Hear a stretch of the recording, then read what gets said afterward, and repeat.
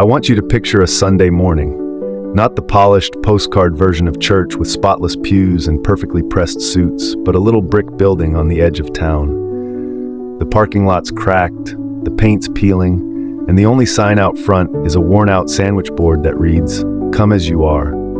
Inside, a worship team is warming up. They're not professionals, just a handful of 20-somethings with thrift store guitars and coffee-stained lyric sheets. Now, if you believe everything the headlines have told us for the last decade, that room should be empty. After all, the narrative has been clear. Young people don't want God. They're leaving the church in droves. Faith is dying. But step through the doors and you'll see something different. Rows of Gen Z and millennial faces.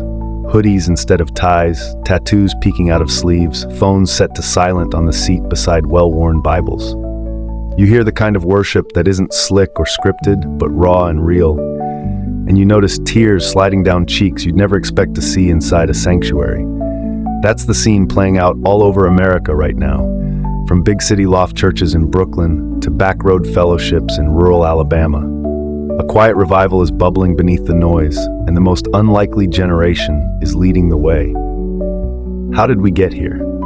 That's what I want to talk about. Why faith, of all things, is rising among young adults, and why it matters more than most of us realize. Let's rewind a few years. Do you remember the early days of the pandemic? The world shrank overnight.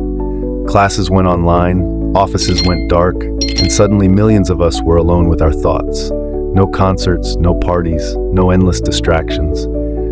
For a lot of young adults, it was the first time life slowed down long enough for the big questions to echo. Who am I when my schedule is stripped bare? What do I believe when the structures I trust fall apart? And that's when the ground started to shift. We saw it first in the search data. Bible app downloads spiked. Google searches for prayer, meditation, meaning, purpose, all up. But numbers don't tell the whole story. For that, let me introduce you to Ethan. Ethan's 22 kinesiology major, dyed green hair fading to blonde at the tips. Grew up in a house where church was a punchline. When lockdown hit, his mental health cratered. One night, scrolling YouTube at 2 a.m., he stumbled onto a live stream from a campus worship night, just a shaky phone video of a room full of college kids singing Waymaker. Ethan clicked out of curiosity, maybe boredom, but something happened. He listened again the next night, then the next. When campuses reopened, he walked across the quad and found that same worship group. Today, he leads one of their prayer teams. I asked him, "What drew you in?" He said, "Everyone was desperate, but hopeful." I'd never seen hope like that. Hope. That's the word I keep hearing from young adults. I needed hope, and Jesus met me there. Now, hope alone doesn't keep you in church. Community does. Authenticity does. After the loneliness of quarantine, a generation glued to screens wanted real faces, real voices, real connection. So when they found churches where pastors talked openly about anxiety, where small groups met in living rooms over ramen noodles, where the worship set didn't feel like a concert but a conversation with God, young adults stayed. But let's be honest, it's not nostalgia drawing them back. Many never had church memories to begin with. This is countercultural. Choosing Sunday services over Sunday brunch is a rebellion in a world that says, do whatever feels good. There's a phrase sociologists use, reversal effect. When a culture swings hard in one direction, a pocket of people swing back just as hard the other way. Every meaningful swing has its counterswing. When secularism felt like the only intellectual game in town, some Gen Z souls decided the most rebellious thing they could do was believe in the creed. Take Madison, 24, raised agnostic in Portland. She told me, "My parents said religion was a crutch for weak minds, but when everything fell apart in 2020, I realized I was weaker than I thought, and Jesus didn't shame me for that." Madison's now training to be a trauma counselor, integrating faith with psychology because, in her words, grace heals what textbooks can't. Social media played its part too. Sure, TikTok can fry your attention span, but it can also deliver a 60-second testimony that rattles your soul. I've watched ex-atheists, former addicts, deconstructing skeptics, stitching together videos about why they found Christ credible. One night, I scrolled past a clip of a Marine vet saying, "The only battle I couldn't win was the one inside, and Jesus won it for me." 3 million views. Comments flooded. "Bro, I feel that. Tell me more. Where do I start? That's the new digital Damascus Road. Instead of a blinding light, it's a screen glow at midnight. You don't need a megachurch camera crew, just honesty, hope, and a cracked open Bible. Now, if you're a church leader, here's where it gets challenging. Young adults aren't looking for fog machines and stage lights. They're looking for pastors who admit they see therapists, worship leaders who don't auto-tune their brokenness, small group hosts who let the dog bark and the kids spill juice. Authentic beats, impressive every time.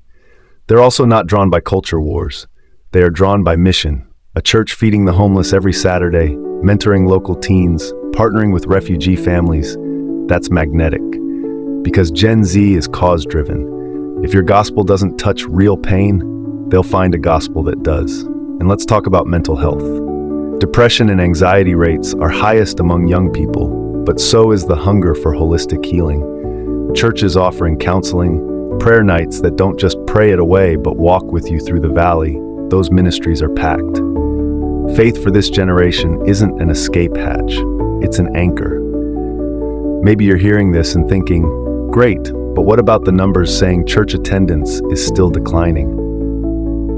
Let me say it plain. God isn't after attendance statistics, He's after resurrection stories. And He's writing them, one college dorm, one coffee shop, one late-night live stream at a time. You want proof? Look at Asbury University, February 2023. A routine chapel that turned into 16 straight days of worship, prayer, confession. No celebrity worship leader, no pro-marketing. Just students so hungry for God, they didn't want to leave. News vans rolled in, skeptics rolled their eyes. But there was no hype machine to blame, no brand to promote. Just a generation meeting God. And that spark leapt to campuses in Ohio, Tennessee, even secular universities where prayer rooms sprung up in math buildings at midnight. Or check out the surge in RCIA Catholic conversion classes, seeing signups double among 20-somethings. Why? They say the liturgy anchors them, the mystery humbles them, the tradition roots them. They're not trading brain for blind faith. They're finding a faith big enough for their brains and their broken hearts. So what do we do with all this? If you're a young adult listening and you're still on the fence, hear me. You don't have to wait until you have your life together. Jesus isn't looking for polished resumes. He's looking for honest seekers. Come with your questions, come with your doubts. He can handle them. And if you're a pastor or a parent panicking because you thought Gen Z had abandoned God, breathe. He's got them. Your job isn't to entertain them into belief, it's to create space for encounter. Open the doors, preach the word, live what you preach. They can spot fake faster than you can say amen. Let me leave you with Jessie's story. Jessie's 26, former club.